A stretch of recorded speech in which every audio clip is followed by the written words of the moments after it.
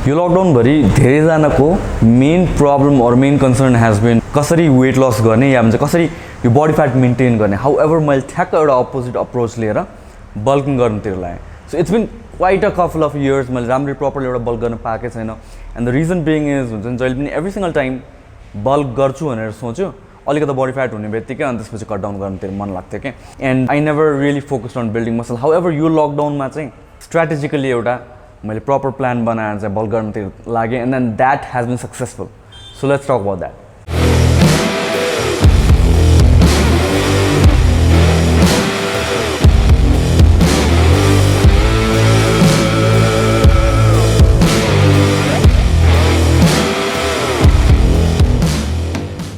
मेरो लागि बल्क गर्नु one of the biggest problem के भनेपछि यो बडी फ्याट बढिदिइहाल्छ क्या अलिकता। एन्ड बल्क गर्दा अलिअलि बडी फ्याट बढ्नु चाहिँ द्याट्स नर्मल हो। However when you're so active on social media अनि यो यस्तो फिटनेस कन्टेन्टहरू बनाउँदा you can not really be fat होइन। अनि त्यो कारणले गरेर चाहिँ अलिकति बडी फ्याट बढ्ने बित्तिकै कट डाउन गर्नु मन लागिहाल्ने अनि त्यस्तो हुन्थ्यो। हाउएभर यो पालि चाहिँ आइ एम भेरी कन्सर्न्ड अनि त्यसपछि एउटा प्रपर स्ट्राटेजी बनाएर so that I don't go extremely fat होइन। एउटा कन्ट्रोल वेमा चाहिँ कसरी बल्क गर्ने, लिन बल्क कसरी गर्ने। सो त्यहाँतिर चाहिँ मैले एउटा अप्रोच प्रिपेयर गरेर I got in to bulking अनि त्यसपछि things have been good. So few स्ट्राटेजिजहरू जुन मैले युज गरेँ त्यो चाहिँ म आज सेयर गर्छु and hopefully it will be helpful for you as well. Now क्यालोरीहरू काउन्ट म चाहिँ गर्छु होइन, तर अब यो भिडियोमा म यसरी क्यालोरी काउन्ट गरेर यतिको खानु उतिको खानु चाहिँ म भन्दिनँ होइन। If you are into that go to TDEEcalculator.net। मैले लास्ट भिडियो जुनमा चाहिँ कसरी काउन्ट गर्ने क्यालोरिज त्यसमा पनि वेबसाइटको नाम दिएको छ, त्यहाँबाट गर्न सकिन्छ। हाउएभर मेरो main approach has been weekly progress. So weekly whenever I step on scale मेरो बडी वेट चाहिँ 0.5%देखि 1% मात्र बढोस्, त्यो चाहिँ मेरो गोल भयो क्या। अनि त्यसको बेसिसमा चाहिँ म आफ्नो खाना म्यानिपुलेट गरेर आएको हुन्छु। सो मेरो यो विक चाहिँ लेट्स 0.5% होइन। अब मेरो 70 किलो बडी वेट हुँदाखेरि 0.5% भनेको रफली 350 ग्राम्स। 350 ग्राम्स हुँदा थोरै वेट गेन भएको छ भने नेक्स्ट विक म फुड अलिकता इन्क्रिज गर्छु। सो त्यसै गरेर 1% अफ माई बडी वेट भनेको रफली 700 ग्राम्स। सो यो विकमा 700 ग्राम्स भन्दा बढी मेरो वेट गेन भएको छ भने म फुड अलिकति कम गर्छु। सो यो मेजरमेन्ट गर्नलाई चाहिँ इम्पोर्टेन्ट छ विकली बेसिसमा। एन्ड त्यसलाई हेरेर के गर्ने त हाम्रो डायट कसरी म्यानिपुलेट गर्ने त्यहाँतिर we focus rather than counting the calories. Now बल्किङको लागि मेरो अर्को अप्रोच चाहिँ के हुन्छ भनेपछि usually first half of the day I don't it त्यस्तो हेभी, किनभने एक त बिहान मलाई धेरै खान पनि मन लाग्दैन र मलाई बेसिक क्रिएभ हुने फुड र when I actually screw it up होइन। अब बल्किङ भन्दा वाइल्ड खाएर मोटाउने चाहिँ होइन, एउटा कन्ट्रोल वेमा बल्क गरिरहेको छ नि त हामीले। So it's not that I can eat unlimited amount of food. So मलाई चाहिने हेभी क्यालोरिजहरू चाहिँ म इभिनिङको लागि सेभ गर्छु कि डिनरको लागि। So dinner is when I it more. So first half of the day I will it very light होइन। अब सेकहरू खान्छु होला या फ्रुटहरू खान्छु होला, तर majority of my carbohydrate comes इभिनिङमा because that is also the time जुन बेला चाहिँ म वर्कआउट सकाउँछु कि। सो वर्कआउट सकाइसकेपछिको मिल चाहिँ will be the heaviest for me. Now third thing भनेको चाहिँ it comes around training. Workout गर्दाखेरि चाहिँ हामीहरू सबैजनाले जति वर्ष भइसकेपछि पनि हामीहरूले एउटा सर्टन ट्रेन्ड फलो गरेर आउँछ। त्यो 10 to 12 रेपिटेसन गर्छौँ, कतिजनाले 6 to 10 गर्छौँ, कसैले 15 रेपिटेसन अनि त्यही गरेर राख्छौँ कि इयर आफ्टर इयर। हाउएभर यो बल्क गर्ने बेलामा चाहिँ एउटा सर्टन साइकल्स वाइज चाहिँ रेपिटेसन चेन्ज गर्नलाई जरुरी छ। So maybe for example 4 to 5 विकसम्म मैले त्यो 8 to 10 8 to 12 रेपिटेसनको अराउन्ड गर्छु होला होइन। त्यसपछिको 4 to 5 विक्स मैले फेरि पिरियडाइज गरेर चाहिँ I would do something like 15 to 20 repetition होइन। त्यस्तै गरेर आफ्टर 4-5 विक्स अझ मैले चेन्ज गरेर I could be doing like heavy weight 6 to 8 repetition. So त्यसरी रेपिटेसन्स भ्यारी गर्नलाई not in the workout itself but 3-4 विक्सको पिरियडमा that actually helps your muscles grow. So त्यो भराइटी चाहिँ दिनलाई जरुरी छैन। ऱ्यान्डमली हुन्छ नि एभ्री डे चाहिँ भराइटी दिने चाहिँ होइन कि यो साइकल वाइज चाहिँ फेज वाइज चाहिँ एउटा भराइटीमा you have to stick to a certain repetition for a certain time before you switch to another one. Now one of the most important and mistake गर्ने धेरैजनाले भनेको चाहिँ changing exercises too frequently. We all hear about shocking the body, shocking the muscles. अनि every वर्कआउटमा हुन्छ नि एक्सर्साइजहरू हामी चेन्ज गर्न सक्छौँ।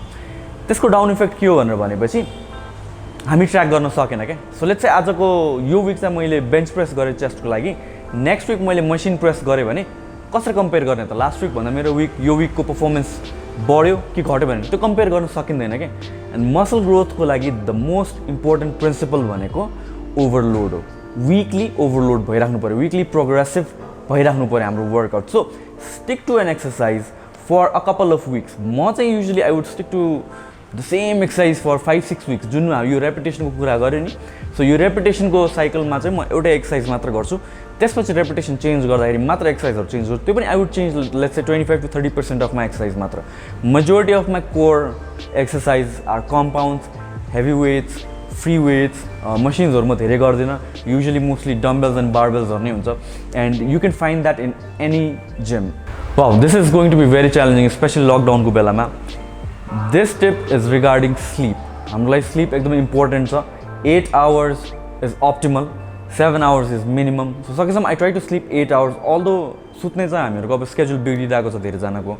I was sleeping somewhere around राति 2 बजे 3 बजे, तर I used to make sure that I'm sleeping 8 hours. So that means I would wake up at roughly 11 or noon मा. But that's fine हैन. अब स्लिपिङ आवर्स चाहिँ हामीलाई चाहियो कि हाम्रो बडी रिकभर हुने त्यहाँ हो. हाम्रो बडीले ग्रोथ हर्मोनहरू प्रड्युस गर्ने फर आवर मसल्स सुतिरहेको बेलामा हो, त्यो डिप स्लिपको बेलामा हो. That's why sleep is important.